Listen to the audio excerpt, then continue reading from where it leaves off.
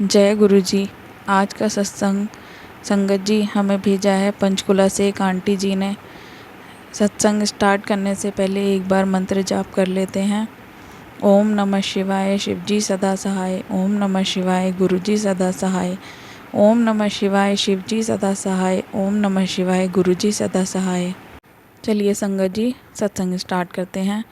पंचकुला में गुरुजी के दरबार में एक आंटी जी ने गुरुजी से कहा, गुरुजी मैं जादू टोने में विश्वास नहीं रखती हूँ, लेकिन जहाँ मैं रहती हूँ वहाँ मैंने अपने लड़के की कार के पहिए के पास कुछ चावल हल्दी देखी। मैंने ये बात अपने बेटे और उसके पापा को बताई तो उन्होंने मुझे ये कहकर चुप कर दिया कि ये सब बेकार की बातें हैं, ऐसा कुछ नहीं होता है। उन्होंने गुरुजी को आगे बताया कि एक सुबह मैं जल्दी उठ गई थी और मैंने देखा कि हमारी गली में से एक पड़ोस की आंटी कुछ प्लेट में लेकर आई और लड़के की गाड़ी के पास रख रही है। मुझे उस पर तब शक हुआ जब उसने इधर उधर देखा और उस समय गली में कोई भी नहीं था। मैंने उस आंटी को रोका और नीचे आ गई। मैंने कहा, आप हमारी गाड़ी के आगे क्या रख रहे हो? उस आंटी ने कहा, कुछ नहीं, कुत्ते को खाना डाल रही थी। मैंने कहा, तो अपने घर के आगे क्यों नहीं डाला और हमारी गाड़ी के पास ही क्यों डालती हो? उस आंटी ने काफ़ी बहाने बताकर बातों को घुमा दिया। गुरुजी, उस दिन से मेरे लड़के की तबीयत भी सही नहीं रहती है, तो आप प्लीज़ मुझे बताइए ये सब उसी की वजह से है या ये सिर्फ हमारा वहम है? मेरे घर वाले अभी भी ये सब वहम मानते हैं। मुझे अपने बच्चे की बहुत चिंता हो रही है। गुरुजी मुस्कुराए और उन्होंने कहा, ये वहम नहीं है, हकीकत है। कुछ लोग इस तरीके से दूसरों को दुख देकर खुशी महसूस करते हैं।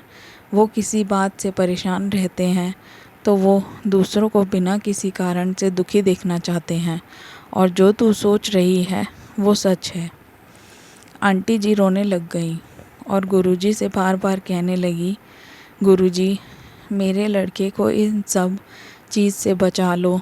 गुरुजी ने कहा, तू चिंता मत कर और मुझे एक बात बता। आंटी जी बोली, पूछिए गुरुजी, जो पूछना है पूछिए। गुरुजी ने कहा, तू चाहती है कि वो जो तेरे साथ कर रही है, तेरे घर वालों के साथ करना चाहती है, वो उसके साथ हो जाए? आंटी बोली, नहीं गुरुजी, आप उस आंटी को बस सद्बुद्धि दे दो कि वो कभी किसी के साथ ऐसा ना करे और मेरे बच्चे को इस जादू टोने से बचा लो। गुरुजी ने कहा, वाह क्या बात है, उसने आपका बुरा करना चाहा और आप उसके साथ ये सब नहीं करना चाहते? आंटी जी ने कहा, मुझे पता है गुरुजी, बच्चों का दुख कैसा होता है। मैं नहीं चाहती कि वो या उसके बच्चे भी परेशान रहें। गुरुजी ने कहा, चिंता मत कर, तेरे घर में किसी को भी अब उसका असर नहीं होगा। उसे जो करना है करने दियो, वो अपने आप ये सब छोड़ देगी। जा तू ऐश कर, तू घर में एक सत्संग रखना और उस आंटी को भी उस सत्संग में बुलाना, फिर देखना वो भी ये सब छोड़ देगी और दूसरों का बुरा करने की बजाय उनका भला करने लग जाएगी। मैं यहीं से तुम सबको देखता रहूँगा। तू अपने बच्चों की चिंता मत कर, मैं खुद तेरे बच्चों की रक्षा करूँगा।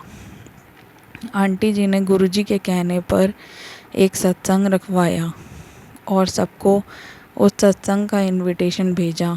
वो आंटी भी उस सत्संग में आई और उस दिन के बाद उसे कभी ऐसा करते हुए नहीं देखा गया और आज वो गुरुजी के परिवार का हिस्सा बन गई है और हर साल बहुत बड़ा गुरुजी का सत्संग कराती है। गुरुजी के नाम पर गरीबों को हर सोमवार खाना खिलाती है और गुरुजी के संगत पर किसी भी जादू टोने का असर अपने आप ख़त्म हो जाता है। उनकी भक्ति में बहुत बड़ी शक्ति है। जो ये सत्संग पढ़ रहे हैं या सुन रहे हैं, गुरुजी उनके बच्चों की भी रक्षा करना। जय गुरुजी, शुक्राना गुरुजी।